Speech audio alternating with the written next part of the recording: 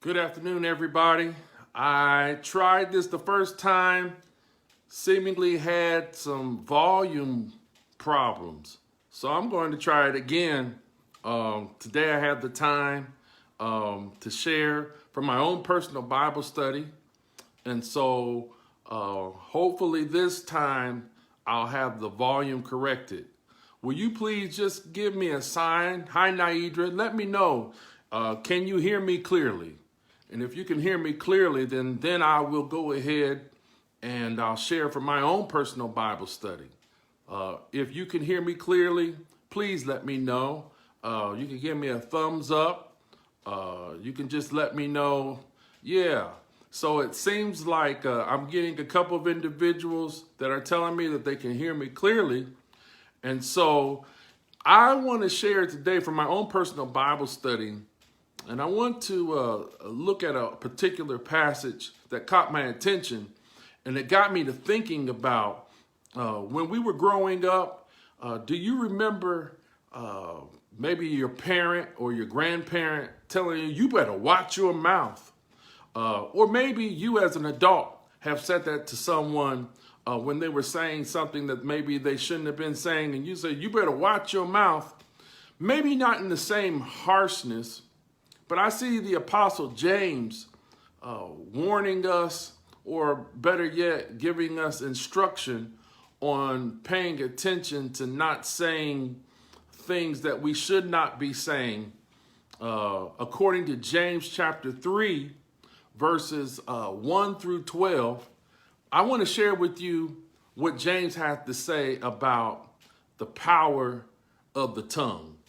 First of all, in verse 1, he says, "My brethren, let not many of you become teachers, knowing that we shall receive a stricter judgment. For we all stumble in many things. If anyone does not stumble in word, he is a perfect man, also able also to bridle the whole body. Indeed, we put bits in horses' mouths that they may obey us, and we turn their whole body. Look also at ships. Although they are so large and are driven by fierce winds, they are turned by a very small rudder wherever the pilot desires. Even so, the tongue is a little member and boasts great things. So how great a forest a little fire kindles. And the tongue is a fire, a world of iniquity. The tongue is set among our members that it defiles the whole body and sets on fire the course of nature, and it is set on fire by hell. For every kind of beast and bird, of reptile and creature of the sea is tamed and has been tamed by mankind. But no man can tame the tongue. Oh no, it's an unruly evil, full of deadly poison. With it we bless our God and Father, and with it we curse men who have been made in the similitude or in the image of God. Out of the same mouth proceed blessing and cursing." Then James implores, "My brethren," I'll be equal opportunity, "my sisterin, these things ought not to be so." He goes on to say in verse 11, "Does a spring send forth fresh water and bitter from the same opening? Can a fig tree, my brethren, bear olives, or a grapevine bear figs? Thus, no spring yields both salt water and fresh." So, again, you better watch your mouth is really my opportunity to point to us more specifically about the power of the tongue. And I want to suggest to you in my own personal study, what I have picked up from the passage is that the tongue has the power to direct, it has the power to destroy, and it has the power to reveal. Before James gets into talking about the power of the tongue, however, if you'll go back to James chapter 3, verse 1, note he says and gives an admonition to teachers and leaders. He says it like this. He says, "My brethren, let not many of you become teachers, knowing that we shall receive a stricter judgment." James essentially is saying being a teacher in the Lord's church can be dangerous business. You're asking me the question, why? Well, it's because if you have a desire to teach a Sunday school class, a small group study, a Bible study, you can get yourself into a lot of trouble putting yourself up in front of a class where the very word, the very precept, the very line that you share, what I'm doing right now can put me under the scrutinization of everybody else listening in. But you want to know what that's even more scrutinizing than everyone that's listening? Is to recognize that God ultimately is the final judge. And God himself has the last word. Yes, James tells us again, my brethren, let not many of you become teachers, knowing that we shall receive a stricter judgment. But I want to share with you, sometimes listeners want to help God out. But the judgment is not necessarily focusing on the listeners. The judgment really comes from the ultimate judge, God. Well, I'm moving on. Verse 2. Note, James moves from his practical exhortation to teachers to include everyone. He says it like this: for we all stumble in many things. If anyone does not stumble in word, he is a perfect man. He's able also to bridle the whole body. It's here, I believe, James unveils his real focus, in which he used teachers as a segue to get into his main subject to talk about the tongue. Essentially, he says, if you and I could control what comes out of our mouth, if we could control our tongue, we'd be able to control and rein in our entire body. Yeah, we'd be able to even control our personality. If we could manage our tongues, we could manage our lives. If you could direct what comes out of your mouth, you would be complete. You'd be spiritually a mature person. But the problem is our tongue is so powerful. Tell your neighbor, if you got a neighbor beside you, act like you're in Bible study with me. Tell your neighbor that the tongue is so powerful. Verse 8 says it like this: no man, I'm equal opportunity, no woman can tame it. So you're asking me, well, what kind of power does the tongue have? I'm glad you asked the question. First of all, in this text, I want to share with you, the tongue has the power to direct. Yes, the tongue has the power to guide. It has the power to steer.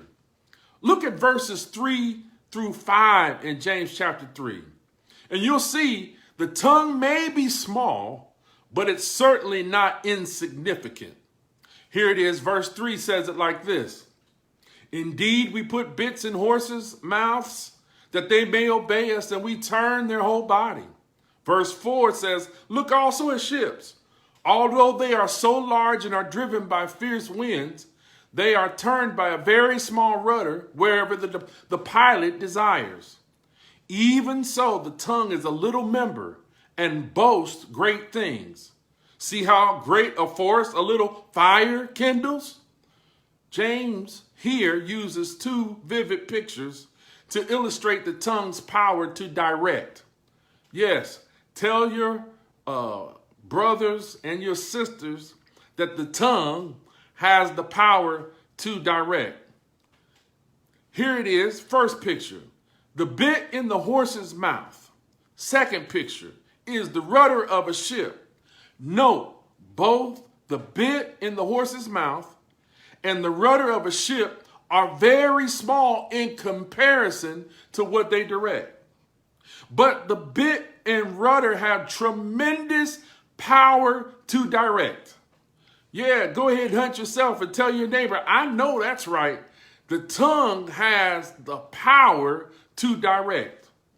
Here's the examples. Note this. A thoroughbred horse weighing close to a ton can run a quarter of a mile in under 25 seconds. And all that the thoroughbred horse has on its back is a little 100-pound jockey in control of it because the little bit in the horse's mouth. You take the bit out and the horse is virtually unstoppable. But with the bit, the horse is at the jockey's command.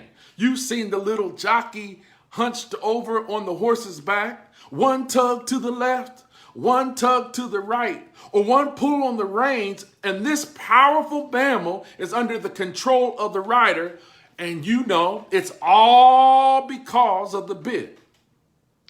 Second picture, take a closer look at the rudder of a ship. Whether the wind is blowing with the sails up or people are rowing the boat, that ship is directed by a small rudder. Whichever way the helmsman steers, if he steers it to the left or if he steers it to the right, amen, that rudder determines the direction of the ship. That great apostle, James says, like the bit in the rudder, the tongue has the power to direct your life. Hey, I'm seeing all of my friends come up. It's good to see you, Mike. Good to see you, Jenny. Good to see you, Henry. Good to see you, Gail. It's good to see you, Clarice.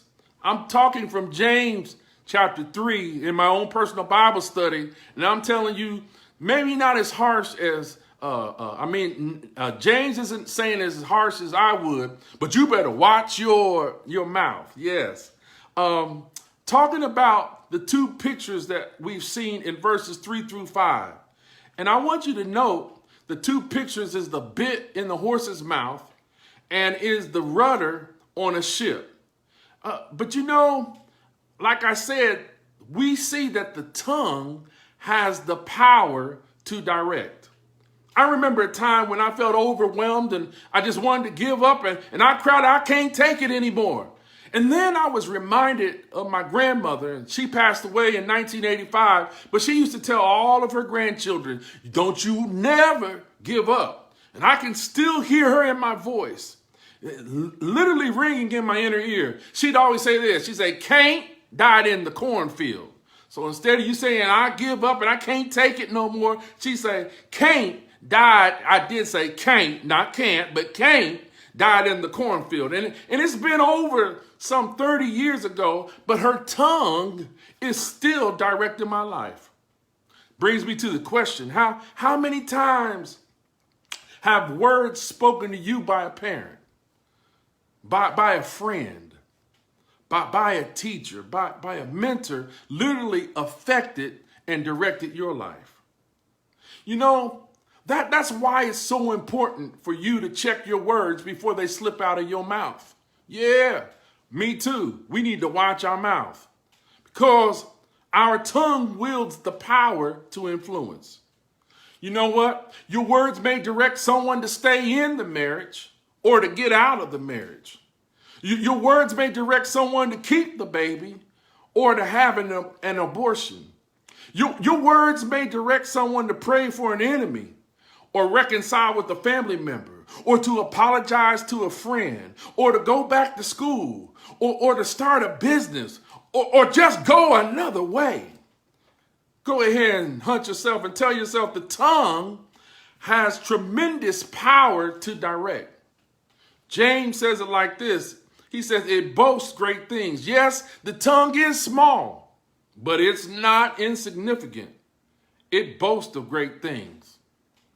And so this afternoon, through my own personal meditation and study, I wanted to share with you what I learned from James chapter 3, that the tongue has the power to direct.